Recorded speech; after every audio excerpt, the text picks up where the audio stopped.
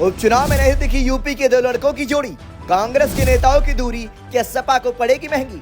क्या सियासी मझधार में फंसी समाजवादी पार्टी? उत्तर प्रदेश की 9 विधानसभा सीट पर होने वाले उपचुनाव के लिए सोमवार यानी आज शाम 6 बजे प्रचार अभियान थम जाएगा और बुधवार यानी 20 नवंबर को मतदान होगा।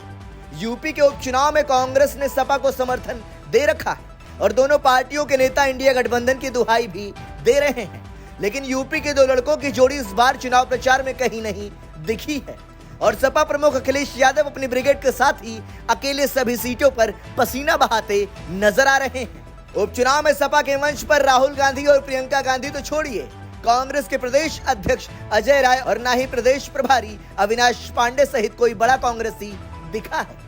आपको बता दें कि यूपी कांग्रेस के बड़े नेता पहले केरल के वायनाड में प्रियंका गांधी के प्रचार में लगे रहे और उसके बाद महाराष्ट्र के रण में मशक्कत कर रहे हैं। इस तरह यूपी में सपा उपचुनाव के सियासी मझधार में अकेले ही अपनी नैया पार लगाने में जुटी हुई है। कांग्रेस ने सपा को दिया पूरा समर्थन। उत्तर प्रदेश के लोकसभा चुनाव में राहुल गांधी और अखिलेश यादव की जोड़ी हिट रही थी।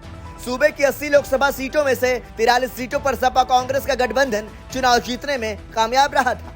हालांकि यूपी उपचुनाव में मनचाही सीटें न मिलने के चलते कांग्रेस ने अपने कदम पीछे खींच लिए थे और सभी 9 सीटों पर सपा को वॉक ओवर दे दिया था। कांग्रेस ने उपचुनाव में सपा को समर्थन करने का ऐलान किया था। अखिलेश यादव और अविनाश पांडे ने कहा था सपा और कांग्रेस का गठबंधन जारी रहेगा। कांग्रेस के उपचुनाव लड़ने के इनकार करने और सपा को समर्थन करने के ऐलान के बाद अखिलेश यादव ने यूपी की बची सीटों पर अपने प्रत्याशियों के नाम का ऐलान कर दिया था। साथ ही अखिलेश यादव ने कहा था बात सीट की नहीं जीत की है। इस रणनीति के तहत इंडिया गठबंधन के संयुक्त प्रत्याशी सभी 9 सीटों पर सपा के चुनाव चिन्ह साइकिल के निशान पर चुनाव लड़ रहे हैं। कांग्रेस और सपा बड़ी जीत के लिए एकजुट होकर कंधे से कंधा मिलाकर साथ खड़ी है। इंडिया गठबंधन इस उपचुनाव में जीत का एक नया अध्याय लिखने जा रहा है। कांग्रेस के शीर्ष नेतृत्व से लेकर बूथ स्तर तक के कार्यकर्ताओं के साथ आने से समाजवादी पार्टी की शक्ति कई गुना बढ़ गई है। प्रचार में सपा संग नहीं उतरी कांग्रेस पार्टी।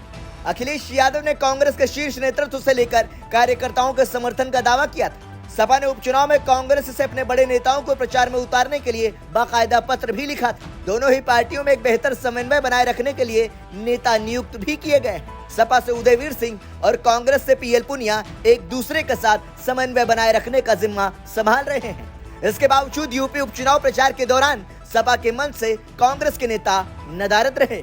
उपचुनाव में दूरी, महाराष्ट्र में जुटी कांग्रेस। यूपी कांग्रेस के तमाम बड़े नेताओं ने उपचुनाव से दूरी बनाए रखी है। कांग्रेस के प्रदेश अध्यक्ष अजय राय उपचुनाव में किसी भी सीट पर प्रचार करने नहीं उतरे, तो यूपी के प्रभारी अविनाश पांडे भी नहीं दिखे। अजय राय केरल में प्रियंका गांधी के लिए प्रचार करने लग गए और वहां से सीधे महाराष्ट्र के चुनाव में जुट गए हैं।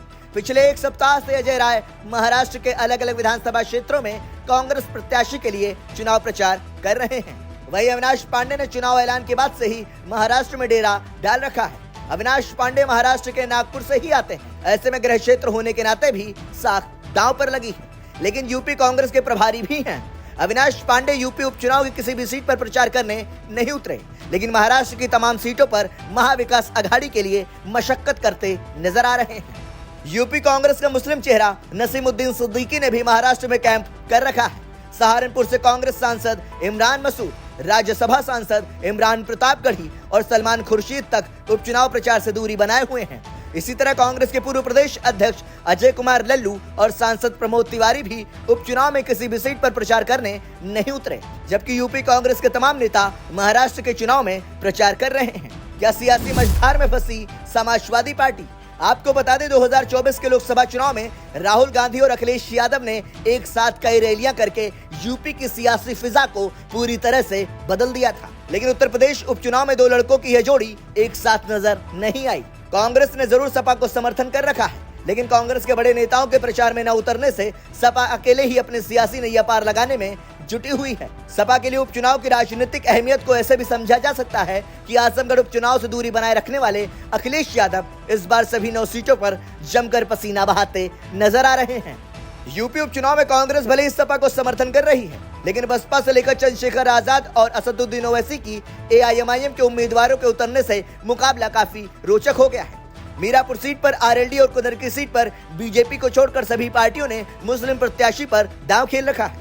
इसके चलते इन दोनों ही सीटों पर सपा का सियासी समीकरण गड़बड़ाता नजर आ रहा है। कांग्रेस के साथ होने से लोकसभा चुनाव में मुस्लिम और दलित वोटों का एक मुश्त वोट समाजवादी पार्टी को मिला था, लेकिन उपचुनाव में ऐसा होता नहीं दिख रहा है। ऐसे में कांग्रेस के बड़े नेताओं का सपा के मंच से दूरी बनाए रखना भी चिंता का सबब बन सकता है। ब्यूरो रिपोर्ट, संदेश वाहक।